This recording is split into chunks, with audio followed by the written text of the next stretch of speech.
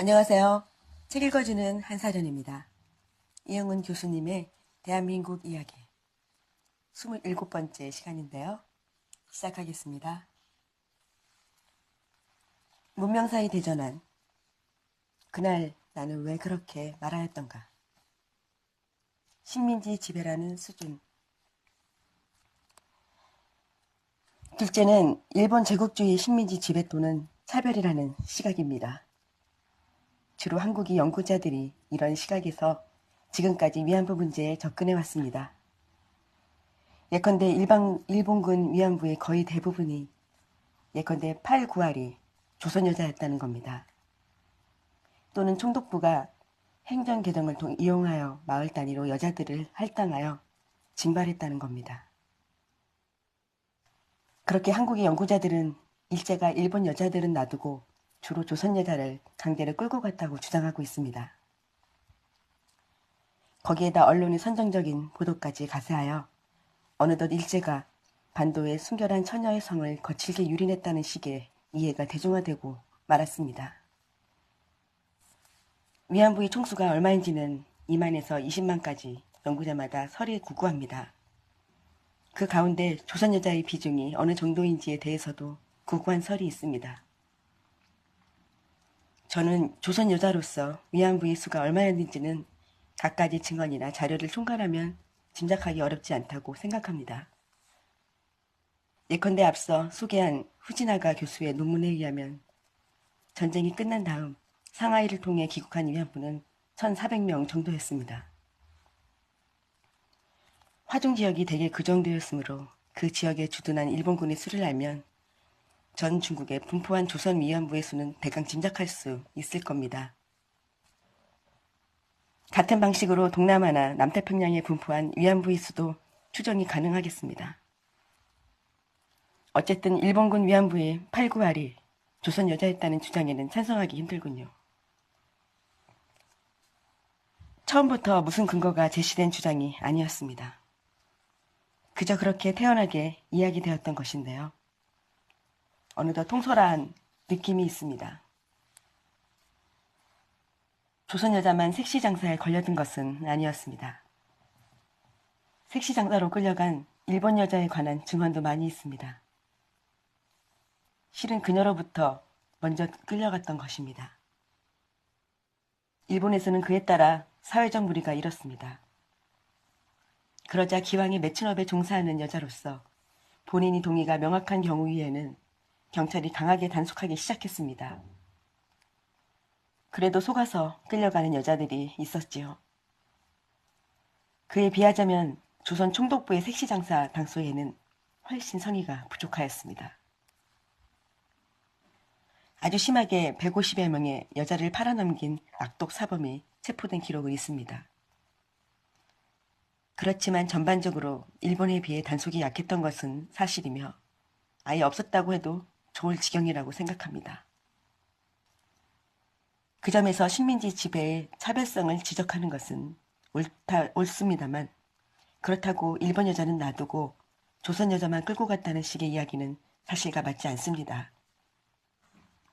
많은 예가 있습니다만 저 멀리 동남아와 남태평양으로 간 일본 여자들도 적지 않았습니다. 그리고 전장의 범위가 가장 넓었던 중국에서는 중국 여자의 수가 가장 많았습니다. 중국의 연구자들이 그렇게 주장하고 있는데요. 여러 가지 이유에서 타당하다고 생각합니다. 제가 지금까지 만났던 다수의 조선인 병사들도 그렇게 증언하고 있는데요. 자세한 소개는 뒷날로 미루도록 하겠습니다. 총독부가 행정력을 이용하여 마을 단위로 여자들을 할당하고 징발했다는 식의 주장에 대해서도 신중할 필요가 있습니다. 이에 관해서는 위안부 문제의 권위자인 요시미 요시아키 교수도 말단에서 관원의 직접적인 관여를 나타내는 자료는 현재까지 나오고 있지 않다고 지적하고 있습니다. 이 말에는 앞으로 언젠가 그런 자료가 나올 가능성이 있다는 뜻이 포함되어 있습니다만 지금까지 별 근거도 없이 관원들이 여자들을 징발하거나 납치했다는 식으로 무성하게 이야기되어 온 것에 대한 비판의 뜻도 포함되어 있다고 생각합니다. 그런 말을 한 대표적인 사람으로서 일본인 요시다 세이지를 들을 수 있습니다. 이 사람은 1938년에 나의 전쟁 범죄라는 책에서 1943년 5월 부하 9명과 함께 일본 시모노세키를 출발하여 제주도로 건너와 성산포와 법안리 등에서 200여 명의 여자를 위안부로 납치했다고 고백하였습니다. 이 책은 1989년 국내에서도 출간되었습니다. 이 사람의 전쟁 범죄 고백은 일제가 관원을 동원하여 여자들을 징발하였다는 오늘날 한국인의 집단 기억이 성립되는 데 결정적 기여하였습니다. 그런데 많은 연구자가 세밀히 조사한 결과 요시다의 고백은 사실이 아닌 것으로 판명되었습니다. 1989년 8월 14일 제주신문은 성산포 등 여인들이 끌려갔다고 하는 마을을 취재한 결과 그러한 일은 없었다고 보도하였습니다. 성산포 주민으로서 당시 85세의 정옥단은 그런 일은 없다. 250여 가오밖에 안 된 마을에서 15명이나 징용해 갔다면 얼마나 큰 사건인데. 당시 그런 일은 없었다라고 잘라 말했습니다. 제주도 향토 사가인 김봉욱 씨는 요시다의 1983년 일본어판이 나오고 나서 몇 년간이나 추적 조사한 결과 사실이 아님을 발견했다. 이 책은 일본인이 악덕풍을 나타내는 경박한 상온의 산물이라고 생각한다고 했습니다. 한마디로 책을 써서 이름을 내고 돈을 벌고 싶은 악덕상원의 소치에 불과했습니다. 저는 그 요시다라는 사람의 심리 상태를 세밀히 분석하면 식민지 여인들을 마구잡이로 납치해 마음껏 유린하고 싶었던 제국주의자들의 고약한 리비도를 확인할 수 있지 않을까 싶기도 합니다. 이 문제와 관련해서는 당시 총독부의 전시통제 정책의 실상을 소상하게 증언해줄 사람이 있으면 제일 좋겠지요. 1939년부터 충남 논산군에서 공직생활을 출발한 어느 분을 저는 알고 있습니다.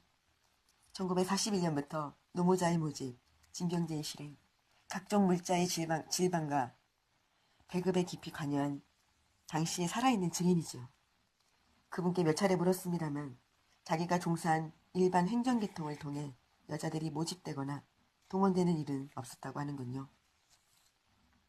다만 교육계통을 통해 정신대를 모집하는 일은 잘 알고 있었다고 합니다만 그것은 앞서 설명한 대로 여자들의 노동력을 산업 현장에 동원한 별도의 문제라고 하겠습니다. 제 생각으론 농촌의 가난이 너무 심하여 여자들을 밀어내는 힘도 강력했고 밖에서 모집책에 끌어당기는 힘도 강력하여 관에서는 굳이 강제력을 발동하지 않아도 좋을 상황이었습니다. 반감만 해도 저절로 돌아갈 정도로 활발히 작동하는 인신매매 시장이 성립해 있었던 것이죠. 그 점에서 1944년 8월 일본으로 남성 노동력을 송출하기 위해 발동된 국민징용령의 경우와는 사정이 반이하다고 생각합니다. 요사이는 국제적 노동이동과 관련하여 인력을 수집하고 송출하고 분배하는 민간 시장 기구가 성립해 있습니다만 당시 노동시장 요건은 그런 수준이 못 되었습니다. 다시 말해 시장에서 관을 대신할 대리인이 없었던 것이죠. 그럴 경우에 관의 행정력이 직접 발동되는 법이죠. 그 점은 경제학의 상식과도 같은 것이 아닐까요? 그런데 한두 가지 확실히 해두고 싶은 점은 총독부의 관원이 직접 더러운 손을 대지 않았다 해서 일본군이나 총독부가 저지른 전쟁 범죄가 면책되는 것은 결코 아니라는 사실입니다. 어떤 경로로 끌려왔던 간에 여인들을 군시설의 일부인 위안부에 수용하여 성적 위안을 강요한 것 자체가 전장에서 기술한 대로 매춘업을 위한 여인의 국제매매와 미성년의 매춘과 노예제를 금지한 국제법을 위반한 행위로서 반인륜 전쟁 범죄인 것입니다. 따지고 보면 어떻게 끌려왔는가는 결정적으로 중요한 문제가 아닌 것이지요. 혹 그 점에 대한 오해가 있을까 싶어 이상과 같이 저의 진위를 좀 더 명확히 강조해두고 싶습니다. 여기까지 하겠습니다. 안녕하세요.